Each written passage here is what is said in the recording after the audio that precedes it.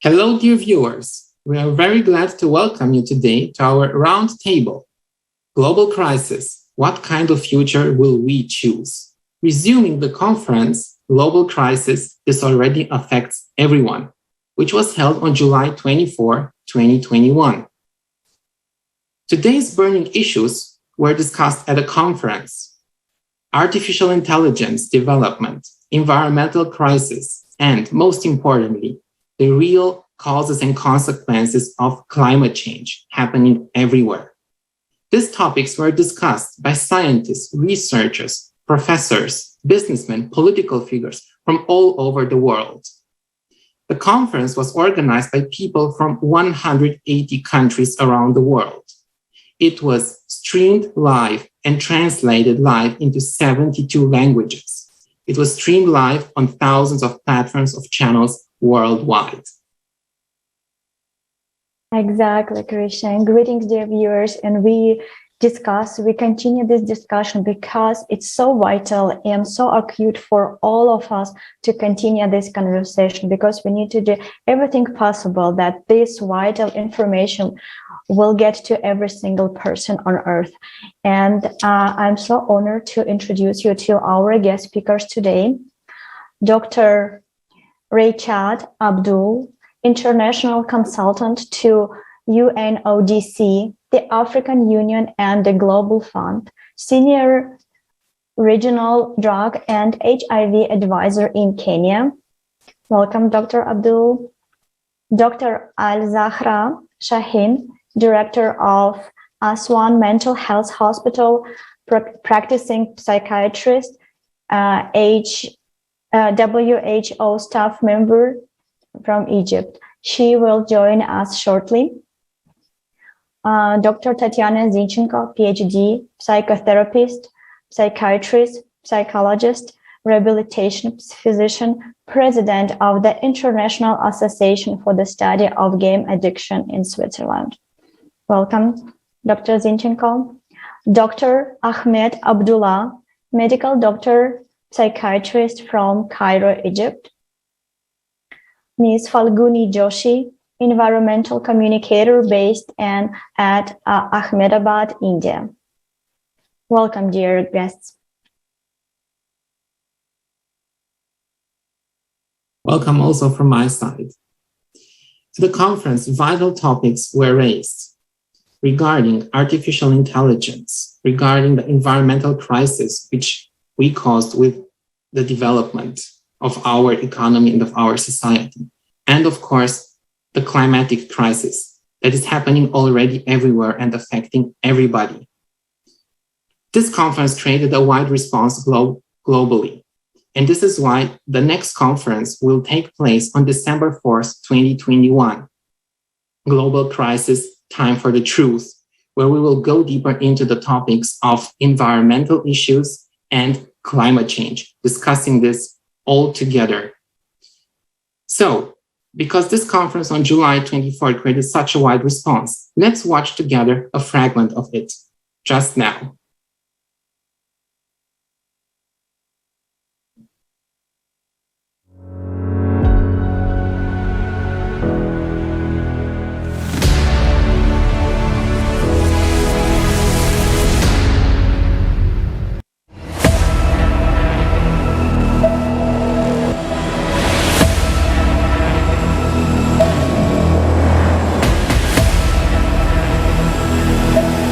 Modern civilization has entered the stage of instability and global crisis. The future has already arrived. In the field of artificial intelligence, I really understand that today we see tremendous opportunities and possibilities. We will have human-level intelligence in terms of problem solving, and that we could have that pretty soon. And in the consumer society we live in today, it will leave us jobless. Hello, you are fired.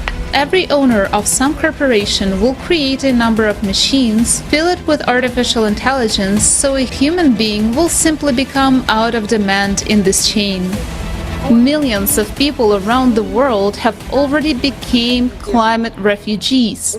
The events are developing at a shocking speed. The force of cataclysms is growing in progression. Their frequency is increasing every day. What you can see here is in red are the amount of this particular characteristic of the planet, that is left. And we can see that in many cases we have lost more than 60, 50, 60, 70% of this particular ecosystem or species. We're eating our planet. Maybe it's time we realize our responsibility and solve our problems together. Because sudden large-scale natural disasters occur on the planet on a daily basis. And there are fewer and fewer safe places. Soon everyone will be hungry, barefoot, naked. Because of consumerism, we are the generation that will see it through. Either we can stand up to it, or it will end with us. "180 countries on the platform of ALLATRA International Public Movement." It is broadcast live on thousands of YouTube and other streaming channels. Moreover, thanks to volunteers from around the world who understand the importance of this event, the conference is simultaneously translated into 72 languages. The main value in a creative society is human life, the life of your children, your loved ones. Only together can we find solutions. And we all want peace and happiness. And together we can create this world.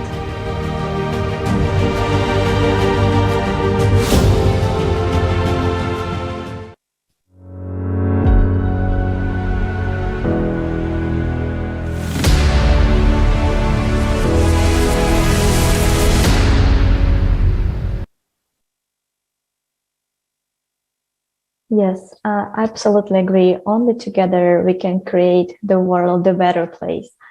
And I would like to ask our guests to share in short your impression on the conference, on the topic that were raised there, and on the whole scale of facts which were brought up.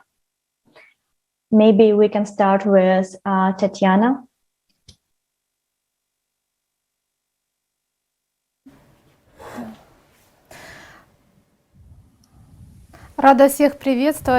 Yes, hello. I'm happy to greet everyone at this round table, and indeed, I'm so happy to see experts, professionals who have joined such a great joint discussion at such a topic which is so important for everyone and for society as a whole.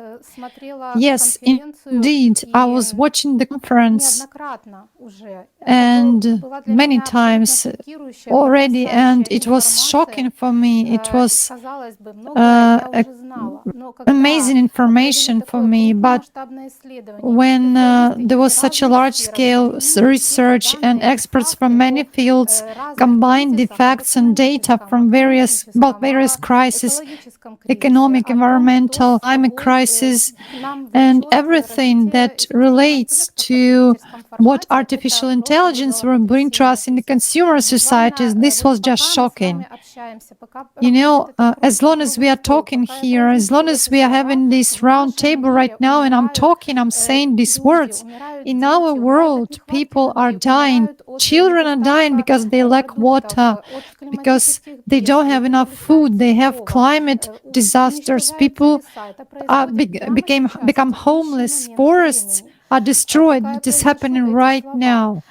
When I'm saying these words, people are dying from infectious diseases due to anti-sanitary conditions. People lose everything and they have to become refugees and migrants. This is actually what is happening, and these are millions of people over the last several years. It was such a shocking information for me. And you know, there are two types of lies. One lie is a blunt lie when you just distort facts, but the other lie is when people keep silent. And actually, what caused the greater despair in me is the experts and professionals who do know the truth, but they are silent or they distort the facts on purpose. As a result, society does not know what is happening. And I would like to call all scientists, all professionals who deal with research in this field to say the truth, not to be silent, not to conceal these facts which we have to know, because nowadays we are at the stage of actually negation of the problem. We physicians know that until a problem is denied, we cannot cope with this. We are at the stage when we have to know everything in detail and work out the strategy of how for our humanity and society to survive. But we are at the stage of negation, doubt, and this conference actually gave us an impetus. It makes an opportunity to come out of this killing mortal dream of sleep, the time of doubts and denial, because the tremendous amount of facts which were given at the conference, actually it reveals, it opens your eyes to what is happening, and we can set a diagnosis, we can understand what is happening, and moreover, we already know what we need to do in order to resolve all these issues and to get out of this crisis. Of course, this is refusal, rejection of the consumerist format of relationships between people and transfer to the creative format of relationships. It's combination of all our potential and knowledge and experience in order to resolve this problem, which is tremendous. We have faced such a tremendous problem which we never faced before, and every person is needed to cope with it. We don't have time. We have to act right now and to unite. And what inspires me a lot is that great number of expert scientists, public figures, and people who, already support this, already conduct research, and they are not afraid of speaking.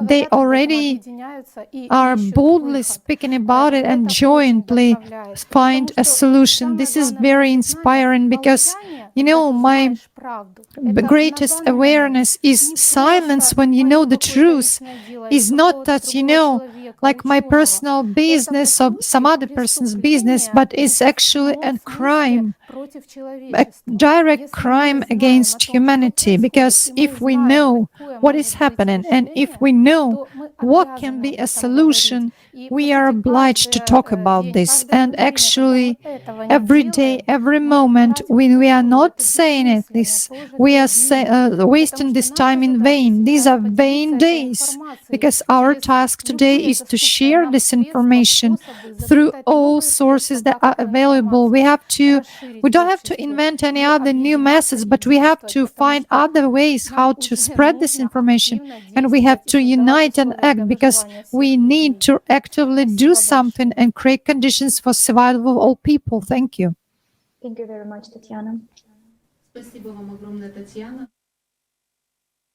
I absolutely agree with you that we need to unite in order to find the solution to all these crucial problems that we have in our society today. And I really like a comparison with a disease that we cannot deny it. In order to get well, we need to admit that we have this problem and find together the solution. Thank you very much for mentioning it today.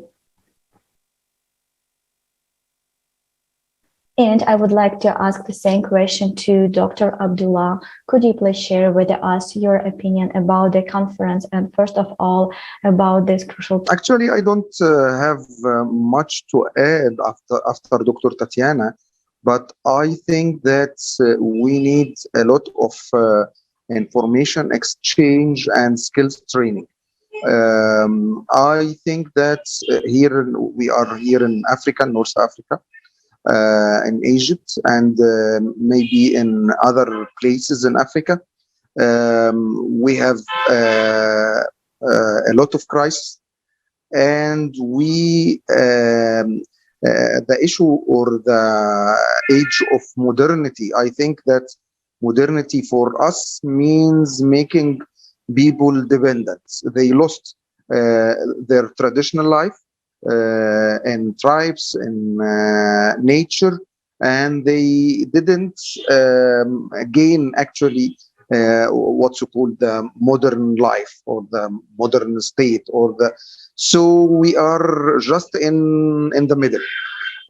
We lost the traditional skills, we lost the traditional communication, we lost the traditional textile networks, and we didn't have new networks. So I think we need a lot of networking with our neighbors, with people all over the world, experience exchange, information exchange, cooperation. Actually, we need a lot of that, because I think that it's not only to know.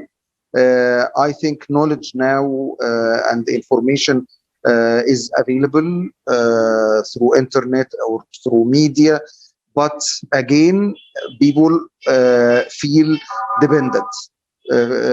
People feel disabled. They feel that they do nothing but watch what's going on, floods or water war or things like that, where their skills are in the minimum or lost. As I said, they lost the traditional skills and they didn't get a new one, so they are stuck, just stuck. So even if they know, they could do nothing. So I actually it's very important to raise just an idea or initiative.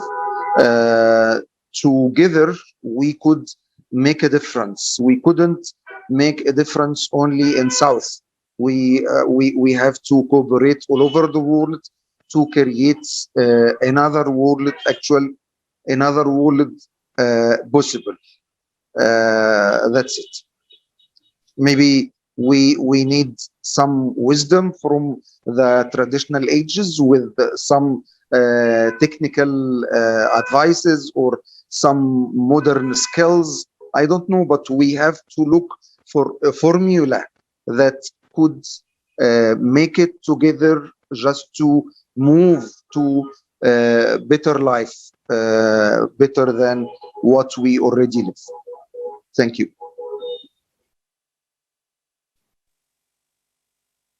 Thank you very much, Dr. Abdallah. We'd like to ask the same question to Ms. Joshi. What are your impressions after watching the conference? How do you relate to the urgency of these topics? Namaste. Actually, IPCC, Intergovernmental Panel on Climate Change, today released the AR6 titled Climate Change 2021, the physical science basis. And it also gives warning to our generation that it will be, the situation is very, it gave the red alert to all of us. But I'm happy that I'm becoming a part of this important initiative because this kind of initiatives are useful to spread information among different groups. And this is helpful for people who are working in the different countries, in the different sectors, and active in different subjects.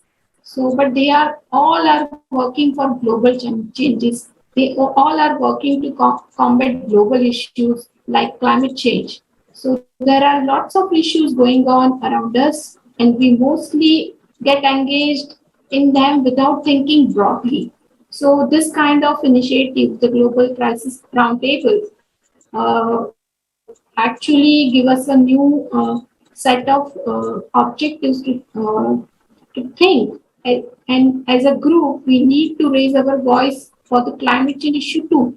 So this is a global movement, and people from every sector, from every country, and they will be inspiration for each other. So in my view, these conferences are starting point to raise collective voice, and we are miles to go together and with one aim to combat global issues like climate change. So to save our planet, to save Mother Earth. In my home country, India, we have a Sanskrit phrase found in Maha Upanishad, Vasudhaiva Kutumbakeva. Vasudha means earth and Kutumbam means family. So the meaning of this Sanskrit phrase is the world is one family. So as a one family, we need to find ways to save together, to save our family members, to help our family members, and to find ways to save our Mother Earth. Thank you for inviting me. Thank you so much, Ms. Joshi. And I really like that you said that we need to really work together in order to find the solution, because we created that problem together. And that's already super clear, especially after that conference, that one country cannot cope with that problem that we have right now with the ecology, with the climate especially. So if we as a humanity would like to survive, we really need to find a way how we can unite around this idea, about the idea to build the new format of relationship, creative society, in which human life will go first. And that will help us a lot. Thank you so much. And I would like to pass the floor and ask the same question. Dr. Rachad Abdul, could you please share with us your understanding about the importance of this conference?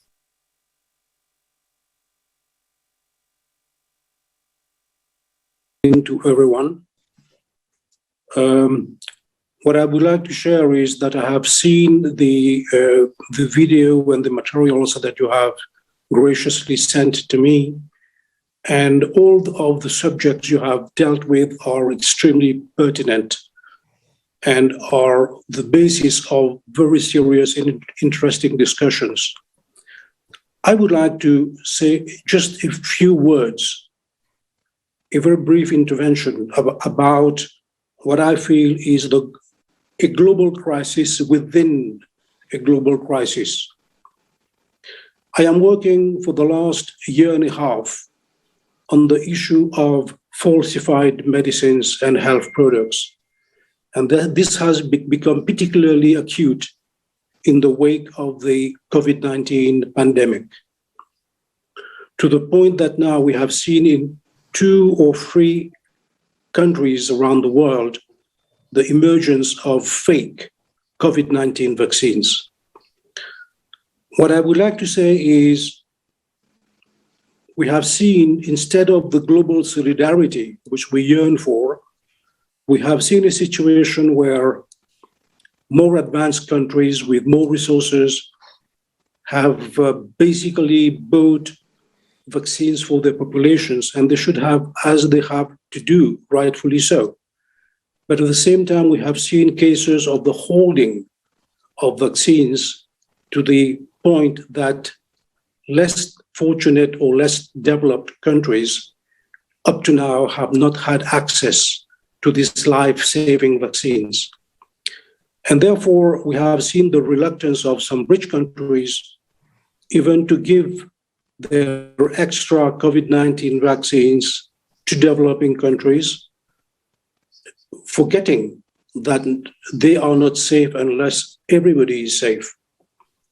And therefore, what I would like to mention is that we have seen the use of fake medicines rather, in Africa mostly, and but with this life-threatening situation where simply people are not showing the solidarity that they should in order to save the planet and humanity.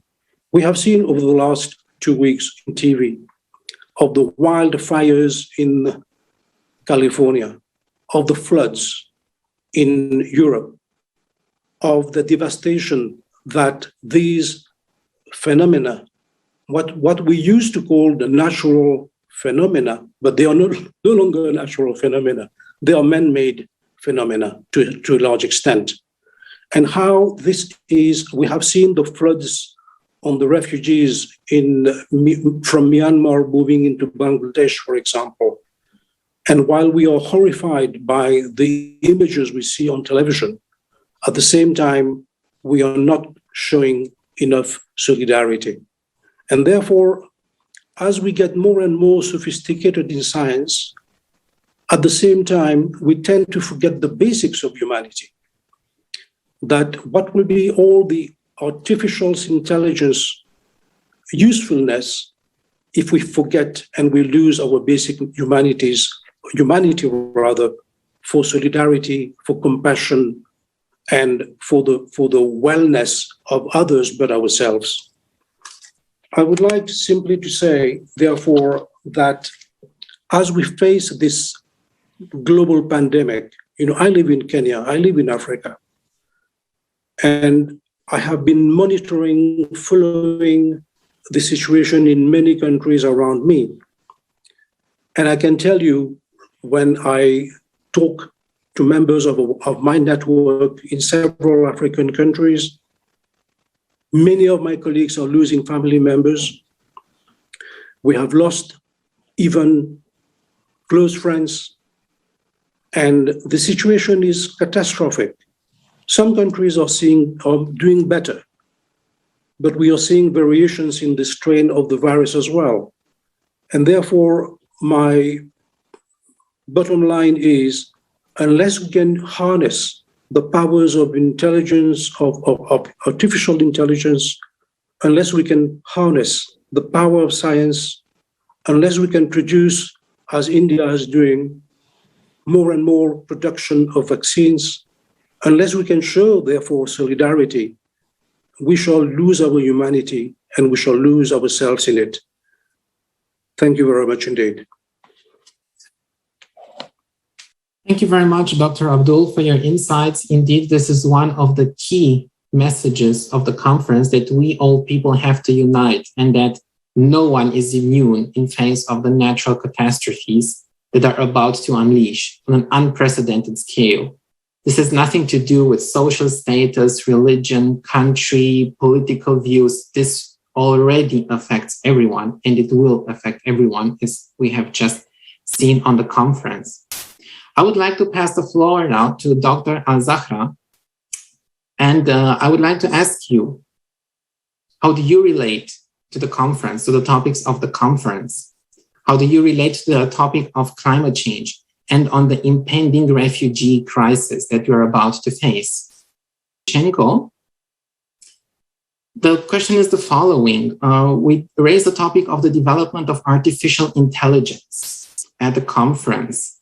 We voiced the threats that artificial intelligence pose to humanity, to every human being, as we're about to face actually mass unemployment, as harsh as it may sound.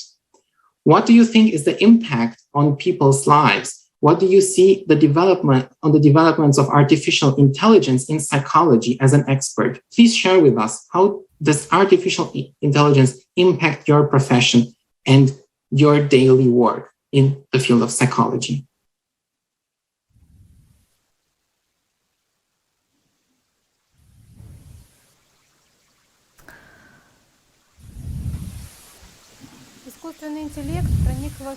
Artificial intelligence has penetrated all spheres of our life. It is actively involved in general healthcare, and it is one of the most fastly developing fields. On the slide, you can see the most priority research subjects in publications. Artificial intelligence is used in general healthcare, and lately it is also actively introduced and tested in the field of psychic and mental health. One of the most trustworthy indicators of the large scale of use of artificial intelligence in psychiatric and psychological scientists is relevant research, because every research is nothing else but testing of the technology. Lately, during the recent years, according to different sources, over the last 5 years, we see the exponential growth of mental health research based on deep learning and machine learning and highly precise neural networks with the highly precise user content in the internet, because internet content is the source of information. Now I'll give the bibliometric data of the study of this year where the trends in artificial intelligence is started. For example, machine learning for mental health in social media. 560 articles have been analyzed, published since 2016 and July 2020. Please pay attention to the scale of this overview. Over the last 5 years, the number of publications has demonstrated incessant growth, almost a 5 times increase over 5 years, and there are 100 times more citations in various articles. The next overview showed how artificial intelligence is used for prevention of suicidal behavior and depressions. In the graph, we see the same exponential growth of studies of artificial intelligence use over the last several years in this field.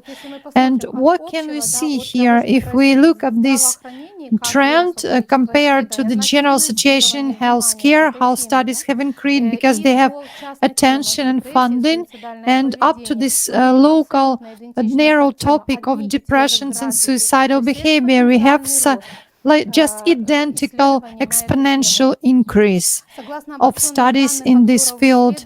According to the generalized data of research overviews as input data for various AI algorithms, experts used electronic medical records with brain testing indicators from EEG, MRI, records of somatic diseases, socio-demographic data such as gender, age, country of residence, family status, education, income, occupation, and so on. Text and voice messages, photos and videos from social media and messengers, search activity, user-generated content, all kinds of activity and behavior via the internet and phones. Artificial intelligence algorithms collect and analyze even slightest nuances of a person's verbal and non-verbal behavior, up to changes in the voice strength, timbre, and modulation of one's voice, speed of speech, mime, gesticulation, eye movement, and gaze fixation.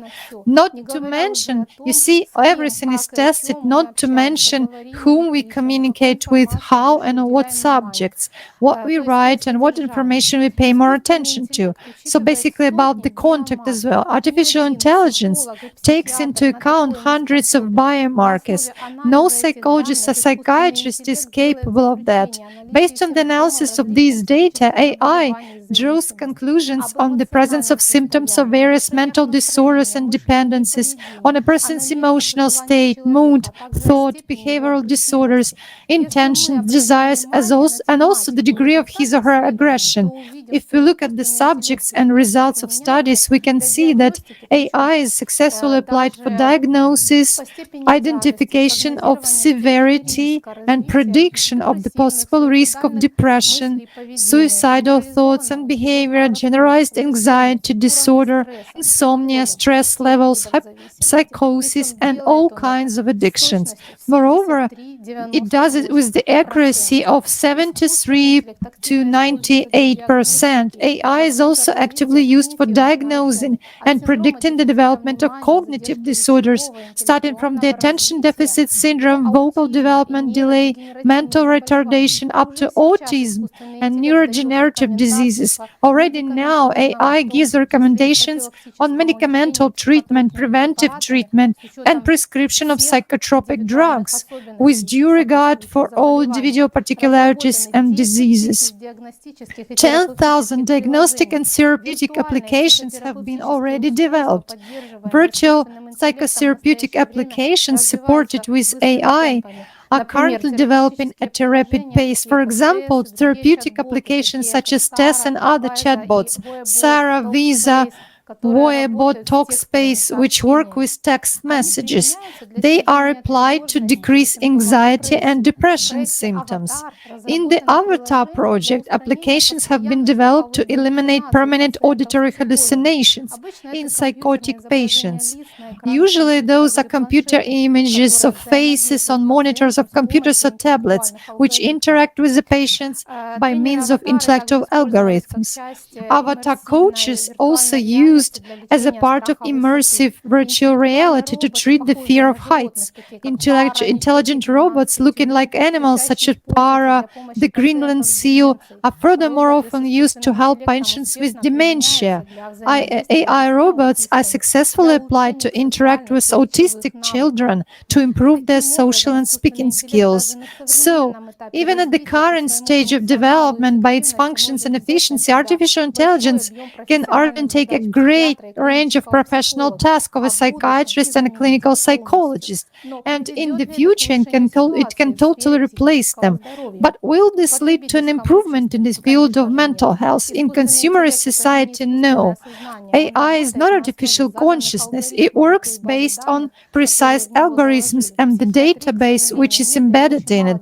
Unfortunately, in psychiatry, there are very few reliable and accurate algorithms. Our diagnostic classifications represent agreements on how to calculate and by what means. We are far from understanding the true causes and mechanisms of development of mental disorders, while medicamental treatment is rarely effective. In order to get convinced of this, suffices to pay attention to the dynamics of the growth of mental disorders and addictions over the last decades across the world. And this takes place despite continuous creation and introduction of new psychotropic drugs. We are confused on the concepts of what human consciousness and personality are. What is the nature of thoughts, emotions, and desires? In consumer society, a materialistic paradigm is defended, while any attempts to review basic ideas of how our inner world is arranged are being blocked or ignored. So, AI introduction will merely cause total control and sophisticated manipulation over people under the guise of care for health and well-being by means of collecting data on every person's individual profile. Moreover, it will ensure profit increase in the psychopharmaceutical industry, control, influence, profits, and nothing more.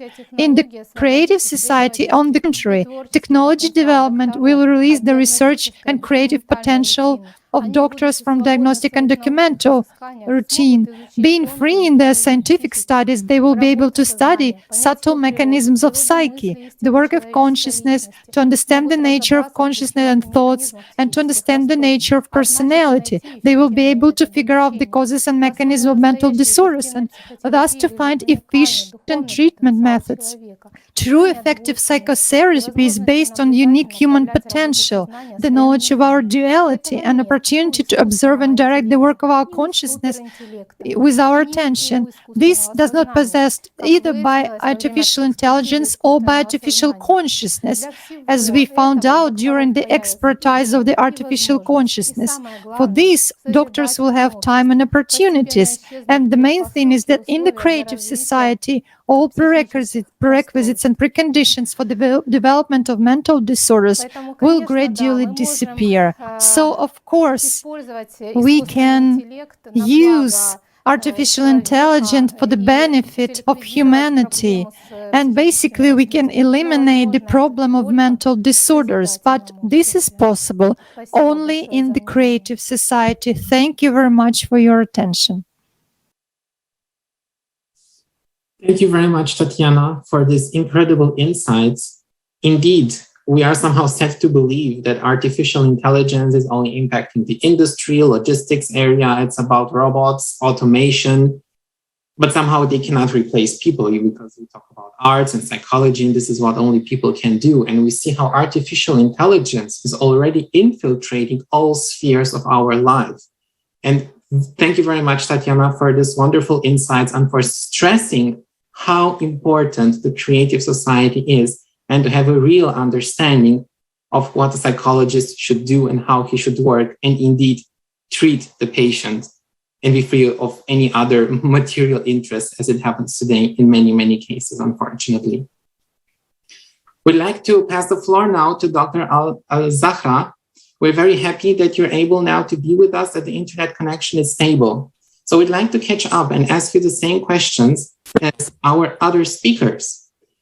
How do you relate to the topics of the conference? How do you resonate with them, and how important is it to voice the truth and speak about these subjects? Dr. Al-Zahra, the floor is yours. Thank you very much. I'm very pleased. Yes, the topics are very important and very diverse, that they collect many scientists through over. Maybe it widens the scope of mental illness. You did talk about refugees and other people that are in crisis. The pandemic may be the scope of us. The mental illness is my scope, but other topics are not, but they are related to us. And so we are faced with people coming from the outcome of all these crises, economic crisis, financial problems. They join every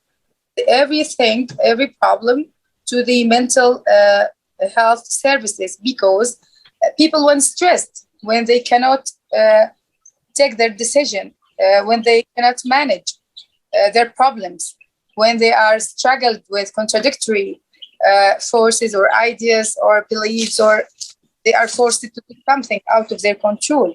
Losing control is very, very stressful condition that, or like refugee, they cannot do anything. The disasters that are natural disasters, they are out of our control.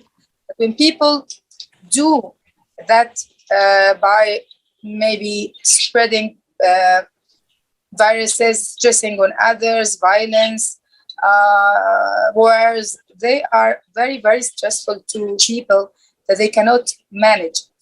This leads to mental illness, because with this, through this pandemic or many things in Syrian and Sudanese, people, when they migrate from their countries, and maybe I'm not one of the team of crisis intervention, but this system, I believe, it happened to be settled in Egypt through the last year or 1.5 years in the pandemic of COVID. But we faced those people and struggle in our clinics, in our hospitals.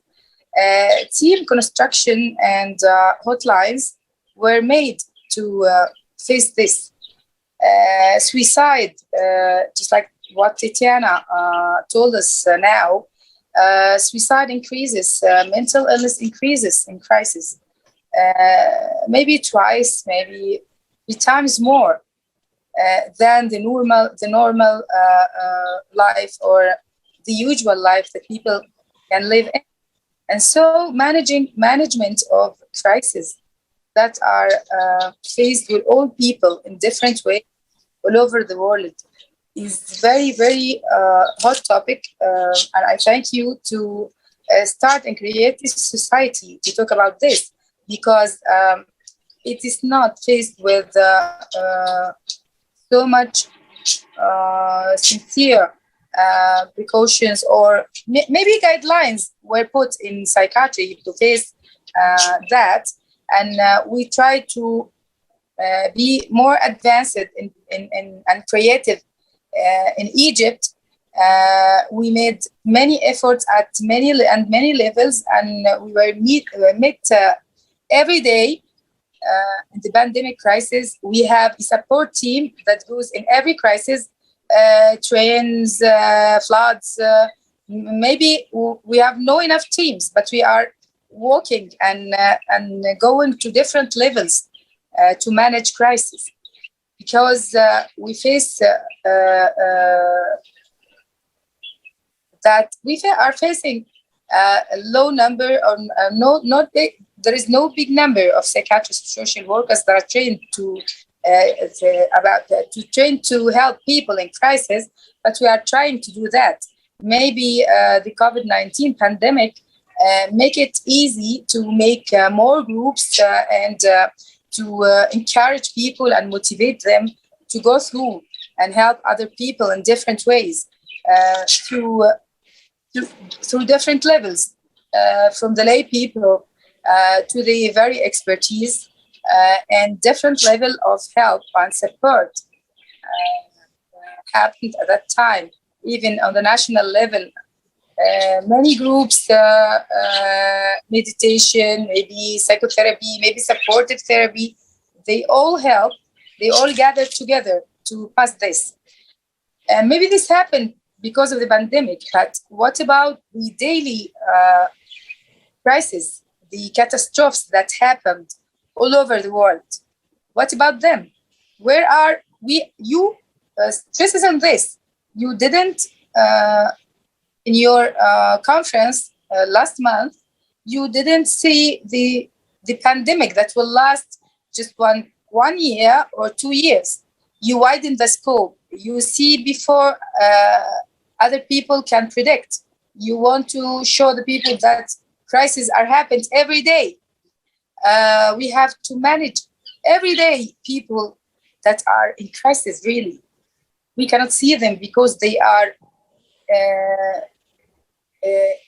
not large number. This is not a pandemic. They are not advertised by advertisements. They are not tackled by media. And so scientists who are feeling really that humanity is the first thing that we can think about, not politics, not just media, they are seeing beyond the scope. They predict what will happen from the start. They can predict the bad effects or the side effects of technology, the side effects of computers, video games. Maybe everything like a weapon has two sides.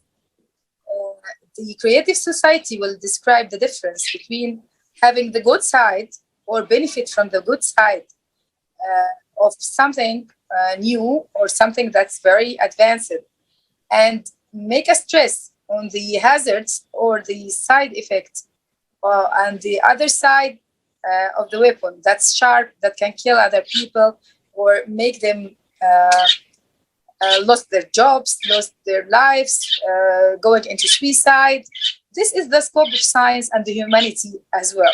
Maybe science have no soul, have no emotions, but humanity that we face in a larger group and creative society see beyond the advancement and the creation per se, or the being happy by success or doing something. No, maybe some people manipulate the new techniques, and their target is having money, is going to be celebrate, to be famous, and that.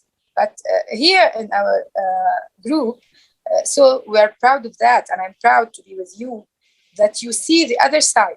Humanity is the core of our life. Taking care of others is the core of our life, not being individualized or being manipulating others because I want to take the benefits for myself. This is very important, and so I'm happy and I'm willing to share this experience. Some people see that they give a lot of money to make a research, and so he should have a result and good result and make a success. No, here in creative society, no. We want to see the right thing and make the correct thing, and we collect each other to know the other sides of the truth. The big window, we see, we make a wider scope to see everything from everyone, from every place in the world. I like the experience in Egypt. Maybe we have a warm relationship. We are protective in our societies, and we still have the family and the concept of when you love the other, then you will be more a good person. This is very curious in educating young children. Maybe the new generation, they are not seeing that because of the globalization, but still families and still our societies are protective and seeing the good things. We try to encourage that in mental health because our core target is to make people that are struggled with the face that they find in the world, in the real world. We want to restart their emotions and make them believe in good things, make them believe that they are supported, make them believe that other people support them in the good things, and they can understand them, and they can help them in time of crisis. And so this is a target in helping people in mental health. We are going to make many tools, and maybe by drugs, because this is important, but drugs are not enough. We should give psychotherapy, supportive therapy, crisis intervention. Support is very important. How we are not machines to take a drug like each other or working on an algorithm. No, there is individualization. We should see everything that make this happen. Depression is not just a depression. It's many types of depression. Precipitating factors can differ. Maybe some people faced with the same crisis or a disaster, but everyone take it from a different or affected by it in a different way. Maybe someone got anxious, someone got schizophrenic, someone get addict someone withdrawn, and so we should see him as a human. We should see what's the background. How could I help this particular patient, particular person to help them? How could I predict that this crisis will make as a hazard in the economic level, in the mental level, in the societal level, in the moral level? Science should predict that this will happen and prevent them and make policies like we are sitting now to make policies to prevent what we see beyond the day we are in, and to prevent hazards from happening. And so I thank very much the very advanced creative thoughts and ideas and researches that we are now hearing from you. Thank you very much. We thank you very much, Dr. Al-Zahra, for your very interesting speech. And indeed, I can only confirm that in the 8 foundations of the creative society, the fundamental unit of our society is the human being. And we have to focus all our attention, our time, our resources to improve the life of the human being. As you just put it so nicely, we're not machines, we're not animals, we're human beings. And we have this capability to love, to give, to share, to improve, to create. And this is why I call it a creative society, where we all people create together. And we have this focus in our mind that we put human life first. Thank you very much. And unfortunately, we see exactly the contrast today, that the society based on profit, consumption, greed, yes, and this endless thirst for power has led us to a deadlock. We're leaving a planet that is almost dead to our descendants. We destroyed the environment. And now I'd like to pass the word to Ms. Joshi from India. Ms. Joshi from India is an active person who is aware of what is happening today in the world, and she started taking action. Can you tell us, Ms. Joshi, please, you're working with young people and educating about environmental issues. How important is it for people to be aware of the current environmental situation on the planet? How dangerous is it for a human being to live in this polluted environment, in this damaged, destroyed environment? As you rightly mentioned that I think my fellow speakers also mentioned that we all faced worse situation due to pandemic and somehow did not able to work for other important issues like air pollution, climate change, and eco degradation. So the role of youth in this climate crisis or role of youth in environmental issue is quite remarkable. As I mentioned earlier, the Intergovernmental Panel on Climate Change, IPCC, released its sixth assessment report, AR6, titled Climate Change 2021, the Physical Science Basis, which has predicted that India will suffer more frequent and intense heat waves as well as increased precipitation in the remaining decades of the 21st century.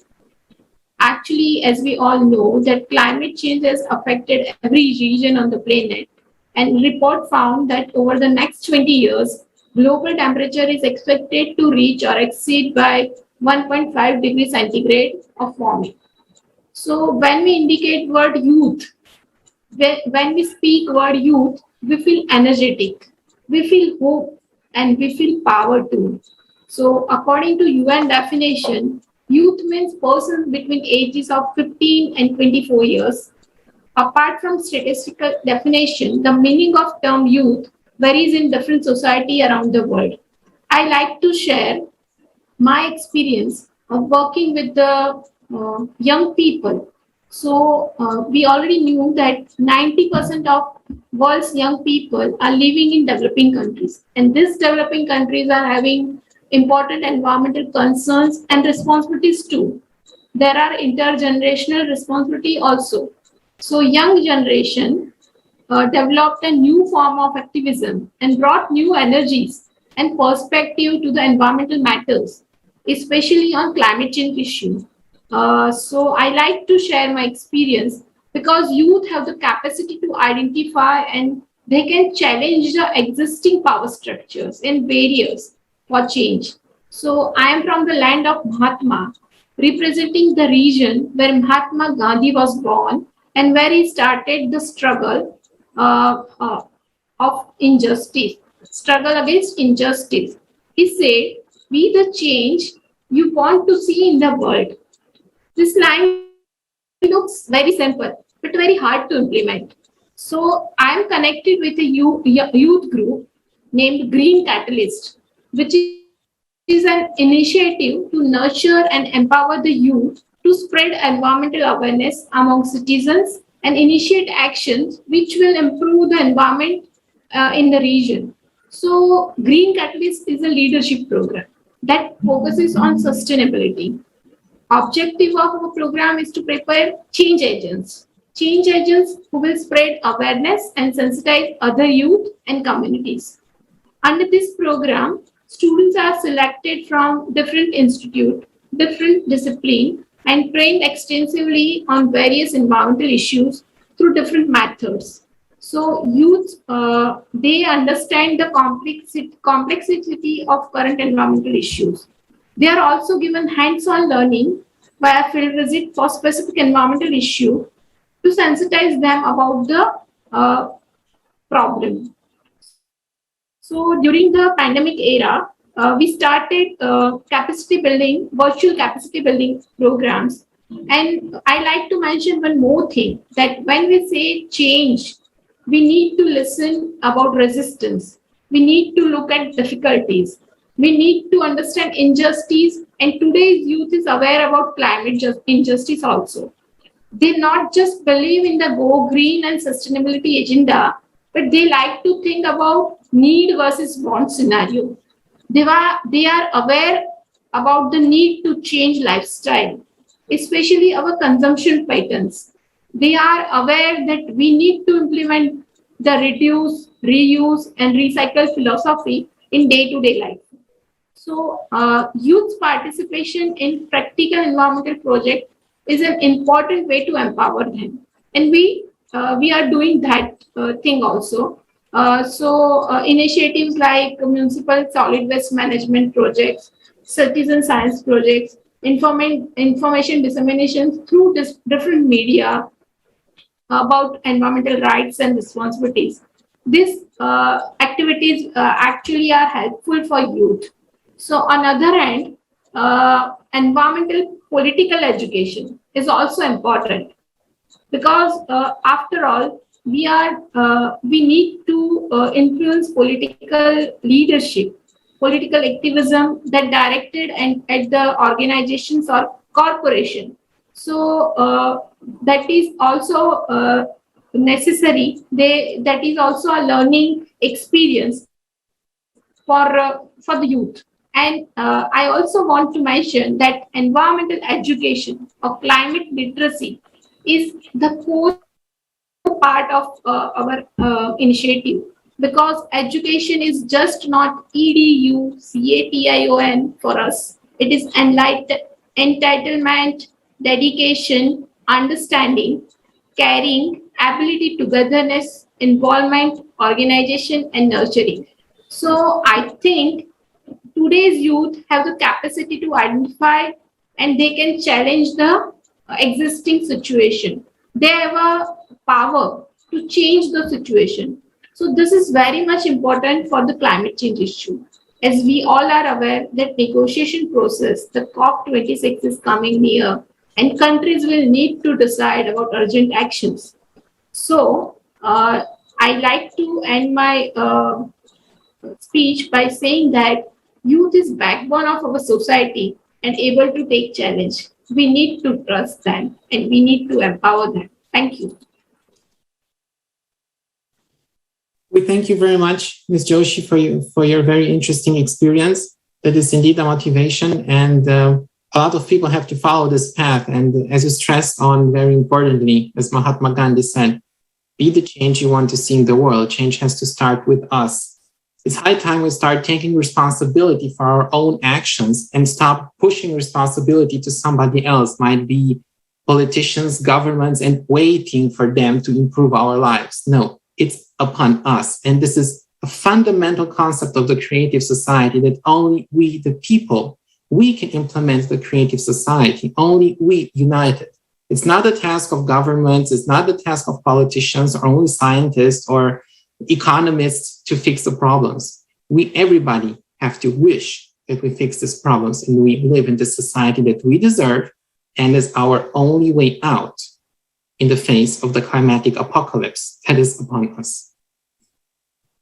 So we have this strong need to raise awareness on these issues. And at the conference, there was another very important subject, climate refugees. We already touched upon this today. And we have seen at the conference that the climate refugees are indeed an issue today, and that human beings can live in such miserable conditions, to be honest, which are actually inhumane. I have to repeat, we're not animals, we're not robots. This is the real picture that some people live in today. And I would like to watch together with all of you an excerpt from the conference dealing with the topic of climate refugees. Please show the video.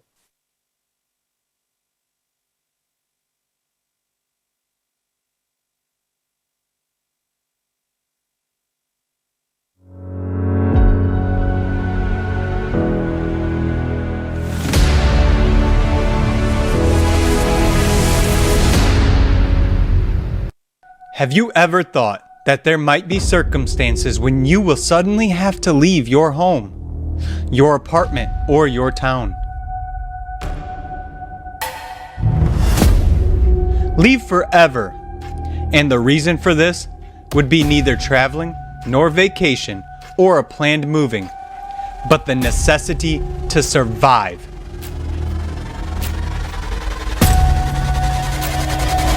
Refugee. You have probably heard this word from the news.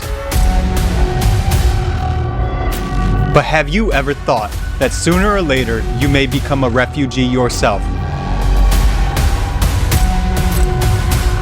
After all, climate disasters know no borders, social statuses, or schedules. In 2020 alone, 82.4 million people were forced to leave their homes. This is equal to the population of such countries as Germany or Turkey. This is more than the population of Great Britain or France. Refugees are people who are fleeing a deadly threat. But today, there is no place for them to run to. Their lives are exposed to danger and risk wherever they get to. Among them, there are millions of people, climate refugees, who have no protection of the law. Neither the Refugee Convention nor the international law oblige countries to accept climate refugees. On January 21st, 2020, the UN Human Rights Committee ruled that countries cannot send people back to their home country who have faced climate changes. It ruled, but actually rejected the world's first complaint filed by Loan Tessiota against New Zealand, which violated his right to life by being deported to his home country of Kiribati. After the deportation of Loan's family, one of his children suffered from a serious case of blood poisoning. Climate refugees are one of the most disenfranchised categories of people. The laws of many countries provide for penalties regarding inhumane treatment of animals, but they give absolutely no protection to the people who miraculously survived a natural disaster and ended up on the street without means of sustenance. Every day, one child dies among migrants or refugees. Mark Lowcock said, "I'm getting daily reports of babies and other young children dying in the cold." Imagine the grief of a parent who escaped a war zone, with their child only to watch that child freeze to death.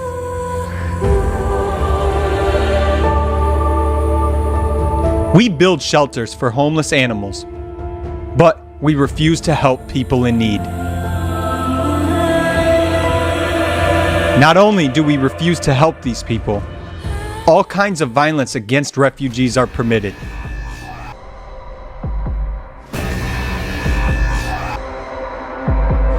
Many countries began a containment policy, trying to prevent refugees from entering their territories at all costs.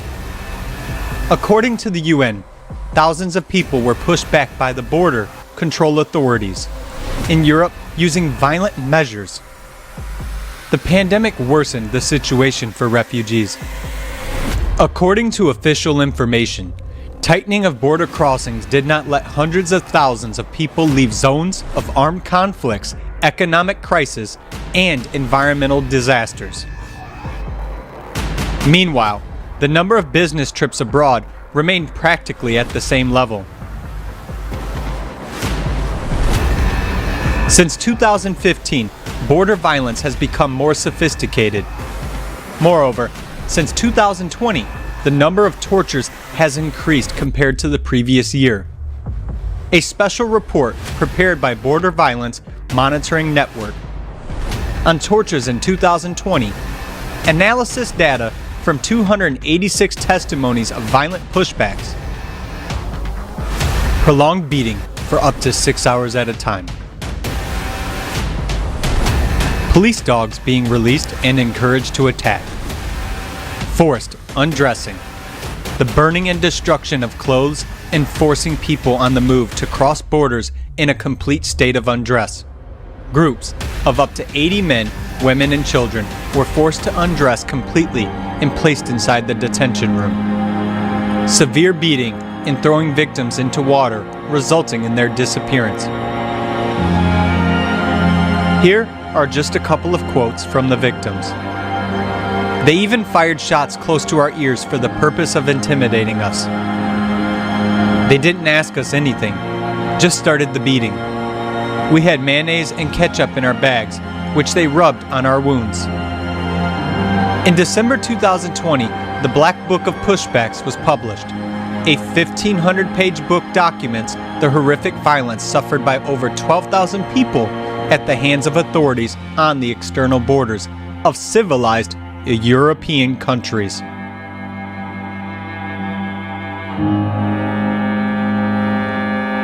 Oxfam International published a similar report in 2018.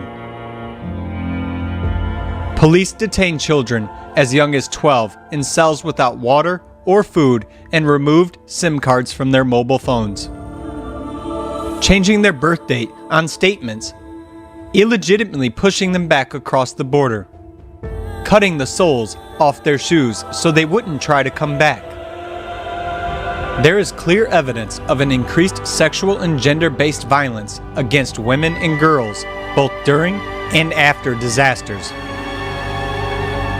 Multiple cases of sexual abuse of children have been documented. Elderly people are also at increased risk of violence, exploitation, and abuse. In our society, a person loses their property, their place of residence, loses the right to protection and life.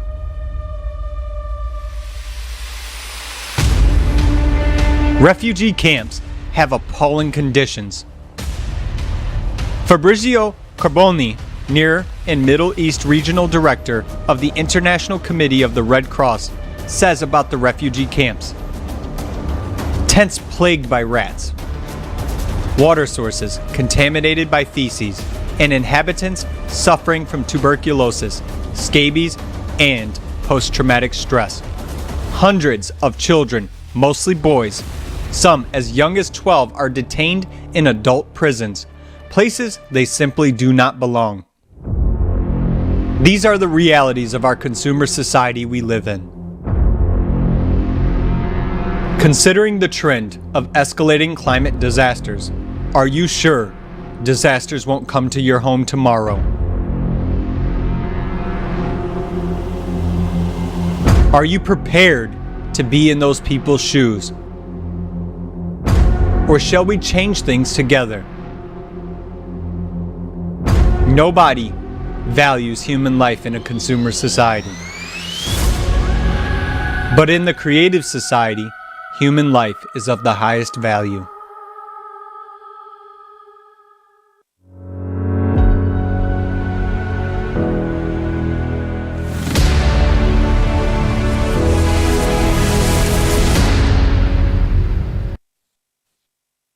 Yes, we have seen the realities now, and it can happen to every one of us because the climatic catastrophe we see outside of our windows are cyclical and they recur every 12,000 years. And we are so lucky we live exactly in this period of time.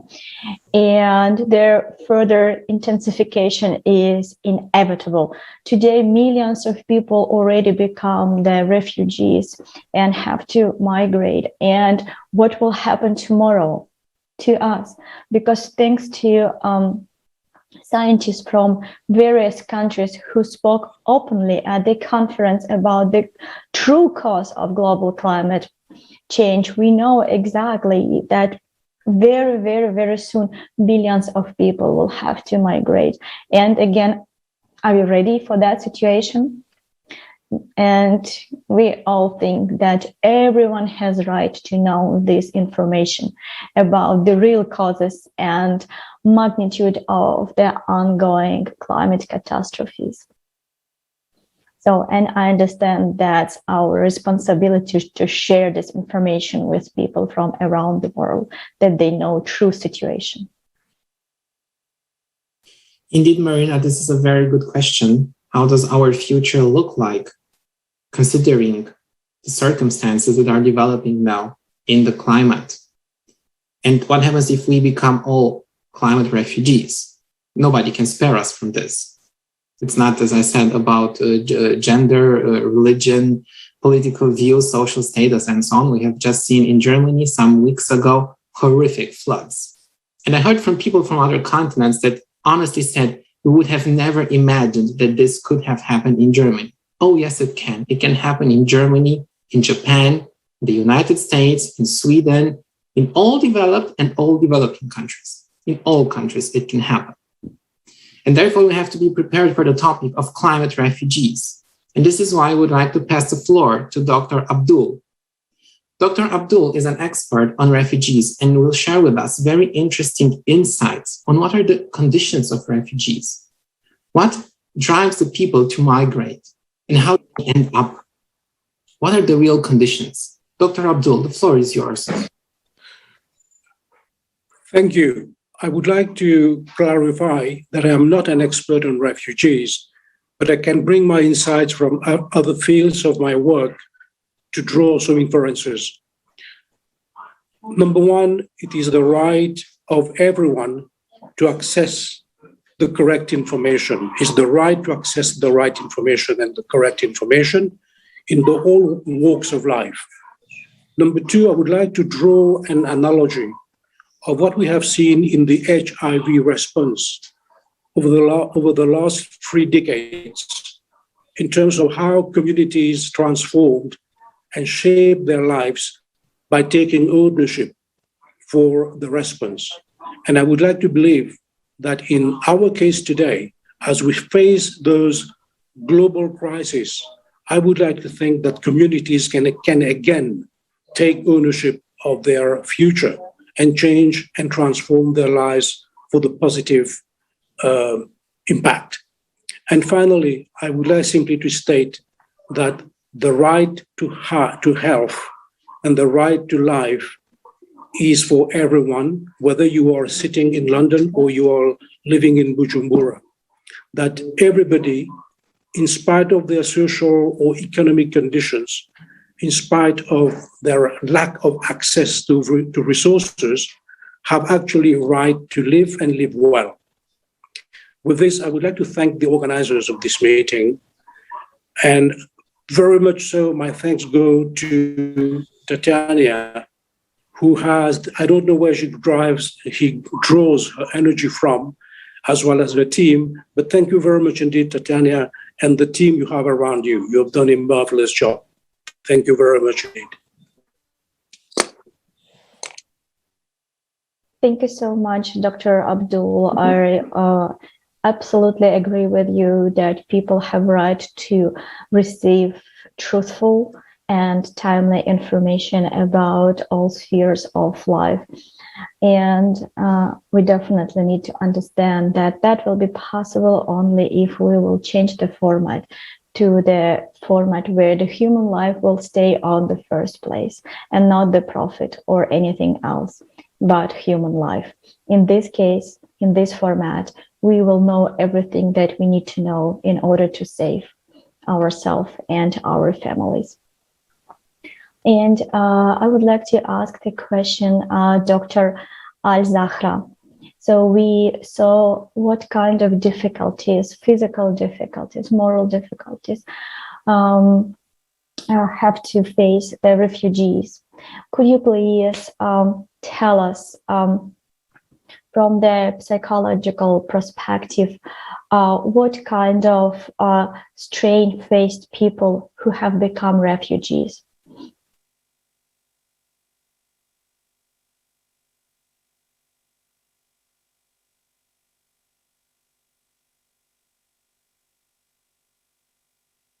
Oh, yes, thank you. This is a very important question because minorities are not seen by everyone. Minorities are beyond the scope of the marvelous and the very shiny and the stars that we are seeing every day and everywhere. We all are seeing what's above, what's shining. But those people who are even maybe cannot talk, cannot show themselves, they are so much faced with a strange situation. If you can imagine by yourself, how could you feel that your country is refusing you and the other country is very afraid and refusing you as well? This is very difficult situation to every one of us. Maybe we can imagine that the country is the mother or the core, something that we are in.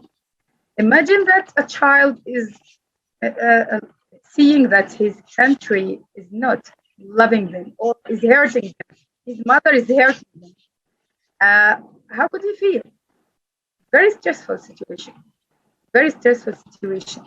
And the other one, that a mother left him in the street and someone, he goes to another home, and the other home is very afraid of him to be a thief, to do something that will divide the air that they breathe, the money.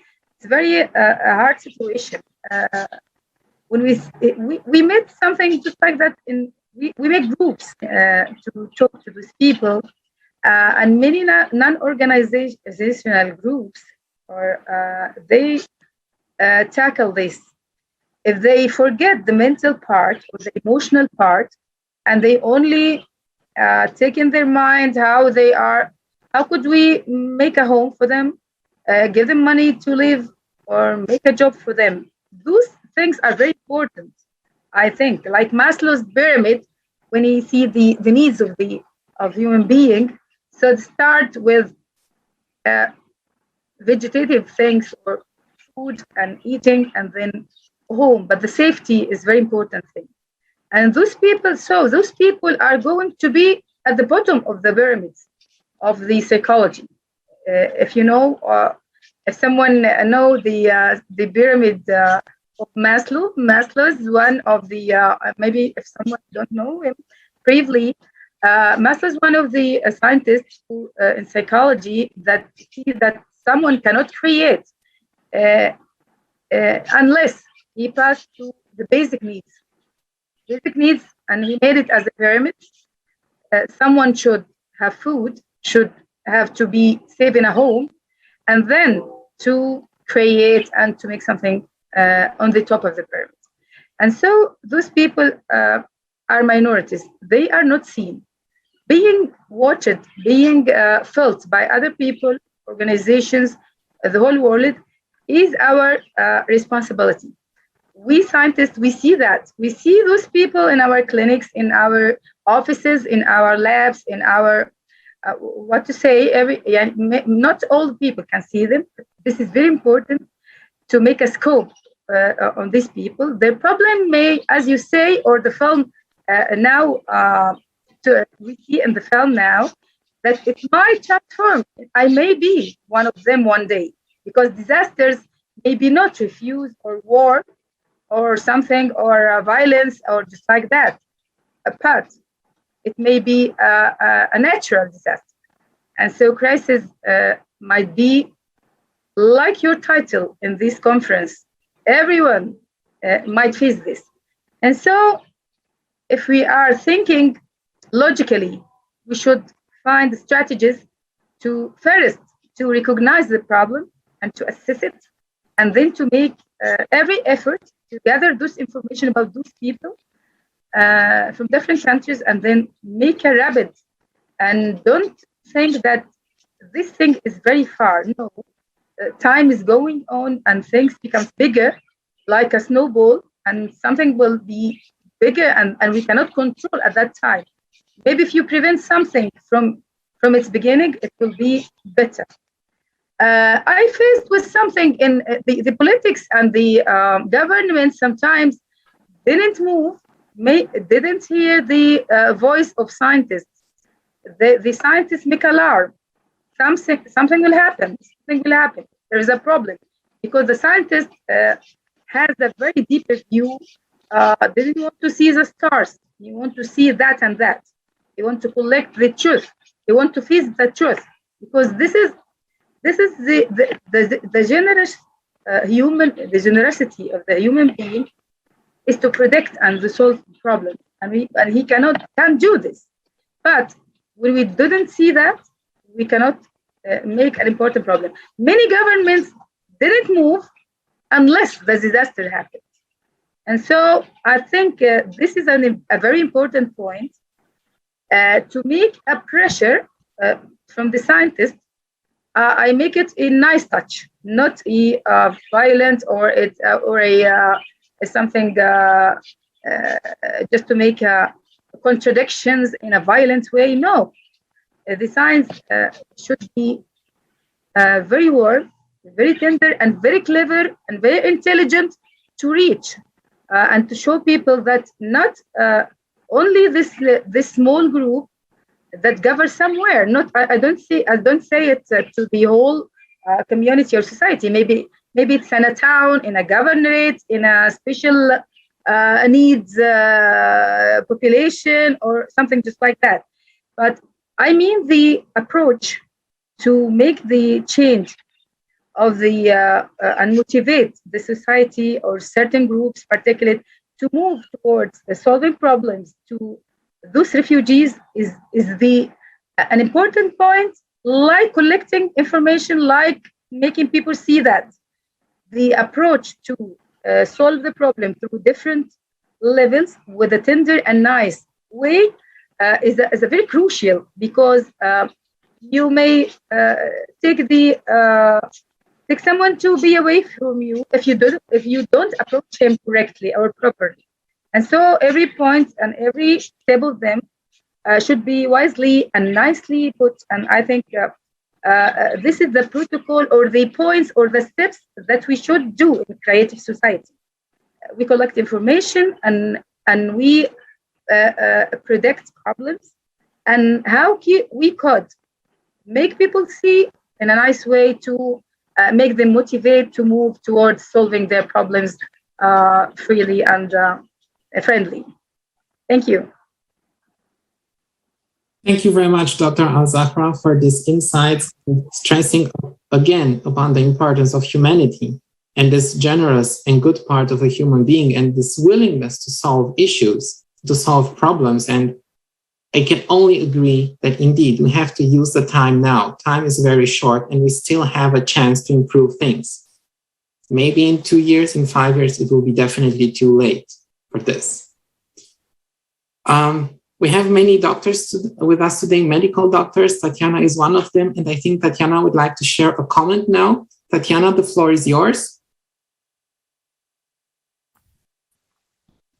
Спасибо большое за то, что предоставили мне. Yes, thank you very much for giving me the floor. I would like to share such a piece of information which I heard on one of the international conferences from Dr. Richard.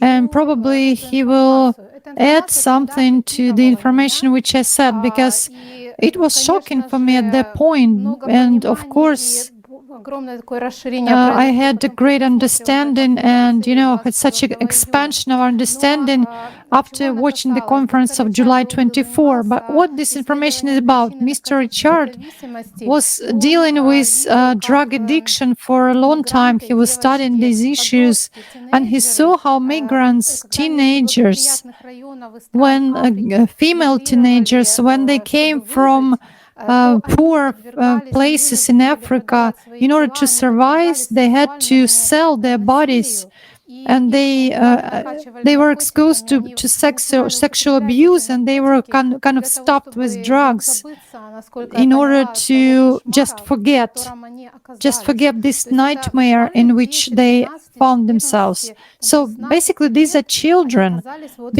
between 10 and 16 years old. They had in such terrible conditions. That's what was discussed in the conference, that many teenagers actually are exposed to violence during migrations and when they become refugees. Also, the doctor told about trucks which cross the deserts filled with migrants, and there are many people among them who sold everything, who sold their property, their houses, in order to survive and to move to the countries where there are more resources. But these people actually were literally burning in the sun, and half of them never reached their target, their destination. I was shocked with that information, because this is really what is happening to migrants and refugees. And each of us, I don't know, can be in a truck of such, in the cabin of such a truck, or our children or our parents.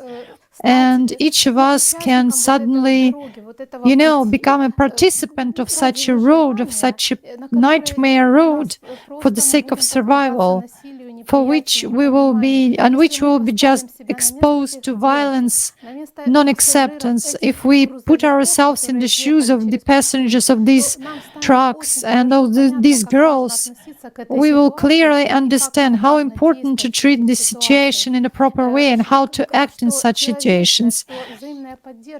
That humanity, mutual assistance should be paramount, and without the creative society, without changing the format, we will not be able to cope with this problem, given that in the near future, 10 million a year, 10 million climate refugees a year, and in the near future, we will see billions of them. How will we cope with them if we don't change our worldview, if we don't open our hearts and don't change the format of relationships? Probably Dr. Richard will also supplement to what I said, because these are such fragments of his presentation at the conference. I would really like him to add to this. I think that he has a lot of information on this, on this subject and personal experience. Thank you. Thank you very much indeed, Tatiana. Let me illustrate what you have just said with a very concrete example. What I have seen almost a year and 15 months ago. I was in Niger, and one evening I was taken for a walk in a particular street in Niger. And there were about, roughly speaking, about 200 or more young women, scantily dressed and awaiting for their clients. And what you would not believe is that they had to make a living, of course, while they were there, while waiting for their opportunity to go to Europe. But you would think that most of them will come from West Africa region, Ghana, Nigeria, Burkina Faso. But believe me, they came as far as Sudan, as Eritrea, Ethiopia. They were there. And they were housed in special camps for the East group and the West group. And as they had to wait for this opportunity to go elsewhere, in Europe particularly, through the desert and then through the ocean, they had to make a living. And the only way that they could make this living was, number one, to sell their bodies. And number two, to sustain this activity over and over every single night, they had to resort to drug use as well, especially amphetamines and amphetamine-type stimulants. So it was a dramatic scene, but which happened every night in that particular street where they agglutinate in order to make a living. So this is something I have seen. It's not the only place I have seen this. Sometimes in one particular airport in Eastern Africa, you would see 50, 60, 70 women from Eritrea making their way south towards Southern Africa by air. And they have all their documents. So we have to make the difference between trafficking of persons and smuggling of migrants. And these are economic refugees. They are trying to make a better lives for themselves. They send back money back to their families. We have a very good example of Nigeria, where in the Benin city in Nigeria, it's a place which is well known for young women going to Europe, Italy, and other places to engage in prostitution, though they are not told at the time they leave in their country that this will be their fate, but this is what they aim to do, simply to make a living. So yes, you are entirely correct, Tatiana, and thank you for reminding me of this episode, which I have seen in Niger, therefore, almost a year and a half ago. Thank you. Thank you very much, Dr. Abdul, for these insights. It is indeed very important to share such experience because many people just have a way too rosy view of the world they live in. As we have seen in the video with the climate refugees, we build home shelters and hotels for animals, which is indeed very nice. But what about people? Don't we have to put human life first? Isn't human life the most valuable on this planet? Doesn't it need to be protected and cherished and valued and respected of each human, of every single human on this planet? So we covered today key topics about climate change, about the environmental crisis that we are in, and about artificial intelligence as well, which is a big threat if we continue to have the current relationships between people based on profit, consumption, and power instead of the human life. So I would like to address this question to all our speakers today.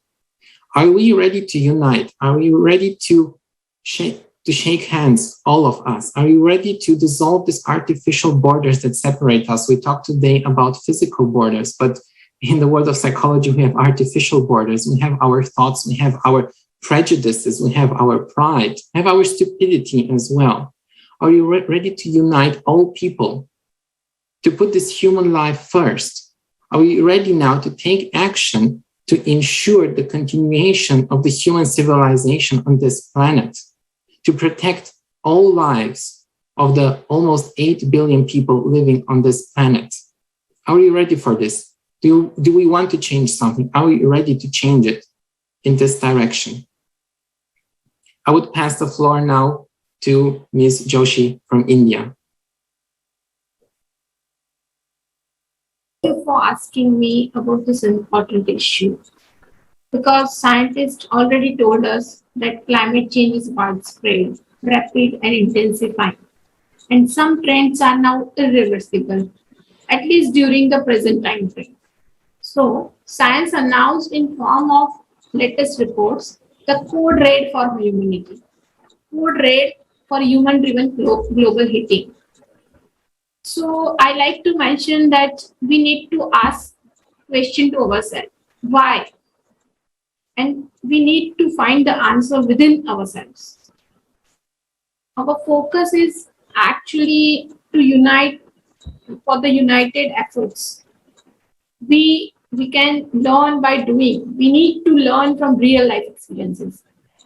This is the platform where people from different backgrounds can come together and share, network, and actually strengthen their efforts, share their point of view. And this is the unique platform that is giving chance to people working with positive mindset, people who are working for humanity, for the care of the other people.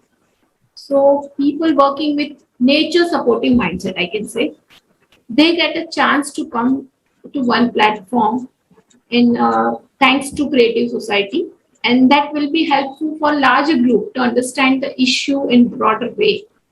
Thank you for inviting me to share my thoughts. Hoping to collaborate again with all of you. Thank you. Thank you very much. We heard very, very crucial information today, and we understand that we cannot stay still and remain silent. We really need to spread this information. And how do you think, dear speakers, how crucial is to say right now that without unification, we will not be able to overcome this difficult situation that we're facing right now already?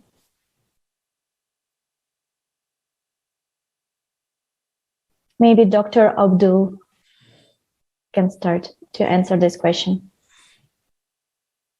Thank you very much. There are two ways to look at this.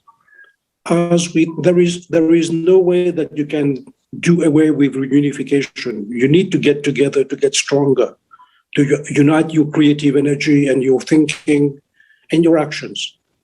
But as we work towards that, I think in spite of the COVID-19 situation, there is a lot we can do on a daily basis to make a small change, whether it starts with ourselves or our surrounding or our families. And therefore, this change is one on a personal, individual, small step basis that we can do each of one of us, because community will become a lot. And number two, then to look at this, global design where we can all unite and provide something from our living experience or our expertise, and our time in order to make things better. Thank you. Thank you very much. Unification is such an easy word, but right now, many of us simply don't understand the meaning of it. And the meaning is just to get together and unite around this idea of creating a better world, creating a future for us and for our kids. Dr. Shaheen, could you please share with us how you understand the importance of unification in front of this global crisis? Yes, thank you.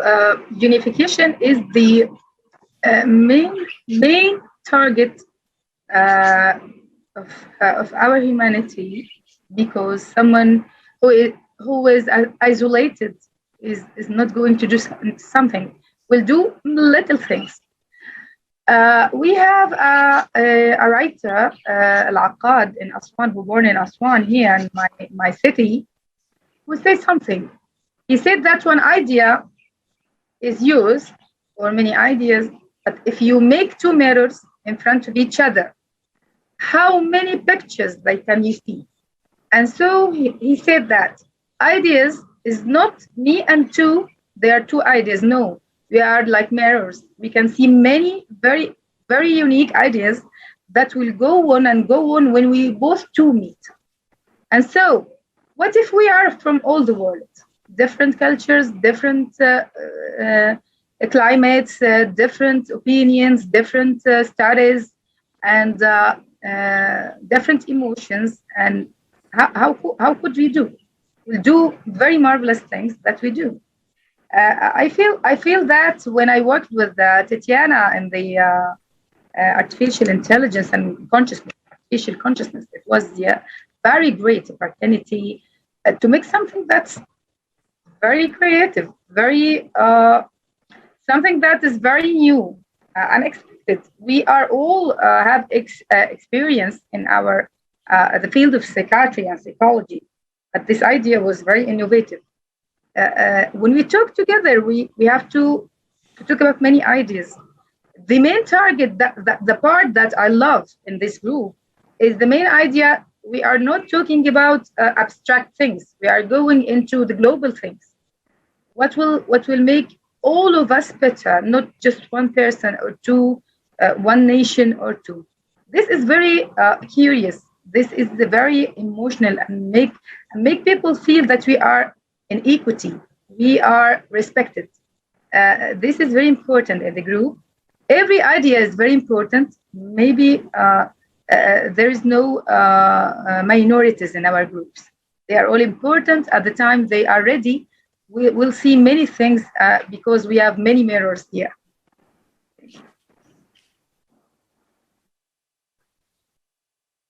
Absolutely. Thank you so much for bringing this comparison. It's really showing very, very nicely the word of the meaning of the unity and importance of every single person in the world. Thank you very much for that. And I would like to ask the same question, Dr. Tatiana Zinchenko. Could you please tell us how you understand the meaning of unity in a building of creative society?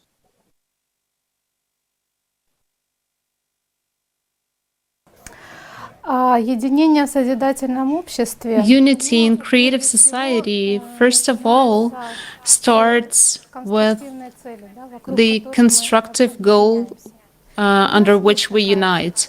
And we have such a goal. This is the creative society. And united by this goal, we are already able to develop the strategies and tactics, how we can unite our potential, our great ideas, our energy, our resources. And because right now we are in such situation that we will literally have to basically share every drop of water, every piece of bread to survive. Only by doing that, we will be able to survive and find a solution and use such technologies that we already have, but we will have to unite to use these technologies in order to survive, but not to fight with each other. Once we will be ready and be able to put it all together and share it with everyone and interact with each other, cooperate with each other, find solutions, look for solutions and implement them, then we will be able to implement this goal, this wonderful goal where the main value is human life, where each person will be able to basically develop himself, and we will be able to implement such format of interactions as creative one. And after the conference that was held on the 24th of July, on the inside, I felt this, that we are in the stage of no return, in the point of no return. We have to stop this denial, and we have to start to interact with each other for this main common goal. We have to inform people to make them understand what is going on. And during this conference, we heard a lot of facts, a lot of information that was gathered so that people could see and realize that there is a problem and there is a solution of this problem.